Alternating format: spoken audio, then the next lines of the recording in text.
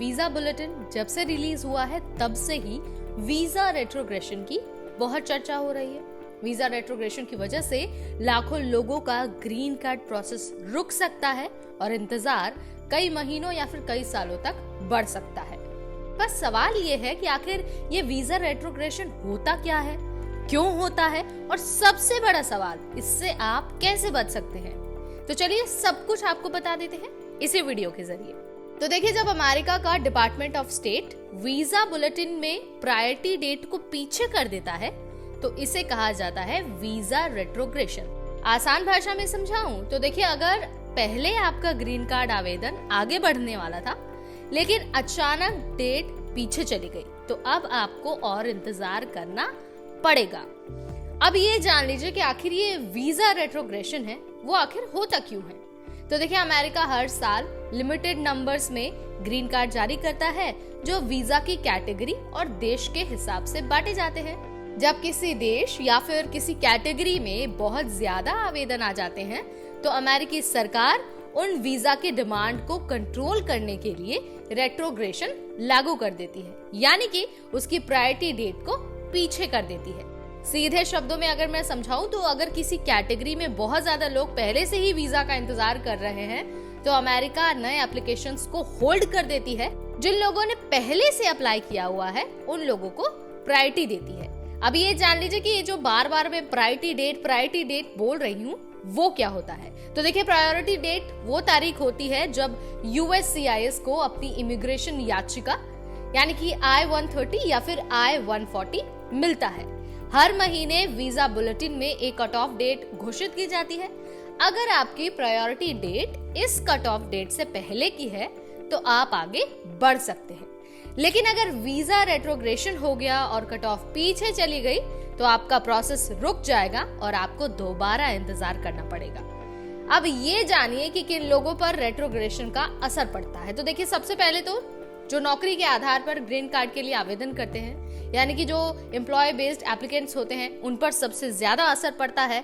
EB-2 और EB-3 visa वाले सबसे ज्यादा प्रभावित होते हैं।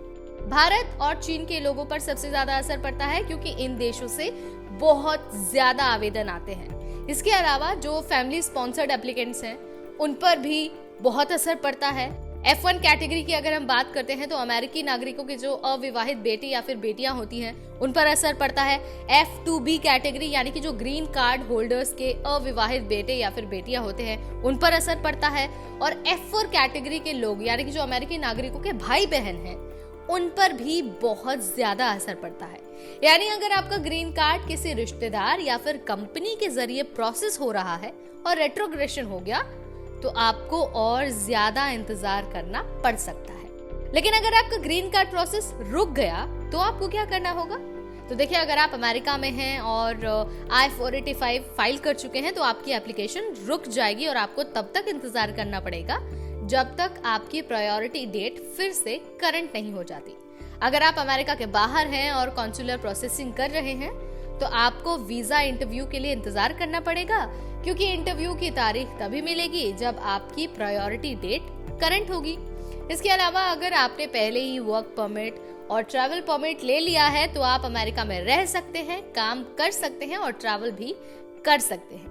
लेकिन अगर आपके पास वर्क परमिट नहीं है यानी कि EAD नहीं है तो आपको नया वर्क परमिट मिलने में दिक्कत हो सकती है। एग्जाम्पल के जरिए समझिए, मान लीजिए EB-3 इंडिया की कट ऑफ डेट फरवरी 2025 के वीजा बुलेटिन में 1 जनवरी 2013 थी, लेकिन मार्च 2025 में रेट्रोग्रेशन हुआ और कट ऑफ डेट 1 जुलाई 2012 हो गई। मतलब जिन लोगों की प्रायोरिटी डेट 1 जुलाई 2012 से पहले की है वो आगे बढ़ सकते हैं, लेकिन जिनकी प्रायोरिटी डेट 1 जुलाई 2012 के बाद की है उन्हें इंतजार करना पड़ेगा। लेकिन अगर आपका ग्रीन कार्ड प्रोसेस रुक गया है तो ये लिटरली आपके लिए बहुत टेंशन की खबर है। हर महीने आपको वीजा बुलेटिन चेक करते रहना है। अगर आपका वीजा रेट्रोग्रेशन की वजह से रुका है तो घबराना नहीं है, लेकिन खुद को अपडेटेड रखना बहुत जरूरी है। अगर आप अमेरिका में हैं और आपके पास वर्क परमिट है तो शायद ये आपके लिए थोड़ी राहत भरी खबर हो सकती है, क्योंकि आपको काम करने की इजाजत है। साथ ही बहुत जरूरी है कि आप अपने इमिग्रेशन से रिलेटेड, ग्रीन कार्ड से रिलेटेड हर एक छोटे बड़े अपडेट के लिए, छोटे बड़े सवाल के लिए इमिग्रेशन वकील से सलाह लें, ताकि आप सारी सिचुएशन को अच्छे से और बेहतर तरीके से मैनेज कर सकें। तो देखिए, अगर मैं कंक्लूजन बोलूं तो वीजा रेट्रोग्रेशन एक तरह से टेम्पररी प्रॉब्लम है, लेकिन इससे आपके ग्रीन कार्ड के प्रोसेस पर बहुत असर पड़ सकता है। सालों तक या फिर महीनों तक उसका प्रोसेस रुक सकता है, क्योंकि देखिए ग्रीन कार्ड की डिमांड बहुत ज्यादा है, लेकिन जो कोटा है वो बहुत ही ज्यादा कम है। सो यहाँ पर हम आपको यही सलाह देंगे कि वीजा बुलेटिन हर महीने आपको चेक करना है, क्योंकि हर महीने कुछ ना कुछ अपडेट आता है और सबसे जरूरी अपडेट ग्रीन कार्ड को ही लेकर आता है। सो यहाँ पर मैंने आपको वीजा रेट्रोग्रेशन से रिलेटेड हर छोटी बड़ी चीज बता दी है, एक्सप्लेन कर दिया है, और ये भी बता दिया है कि अभी वाला जो ये वीजा बुलेटिन है उसमें जिस तरह की चीजें सामने आई हैं वो क्या है। सो वीडियो अगर आपको पसंद आए तो उसे लाइक और शेयर करना बिल्कुल ना भूलें। ऐसे अपडेट्स के लिए stay tuned to NBT tech add.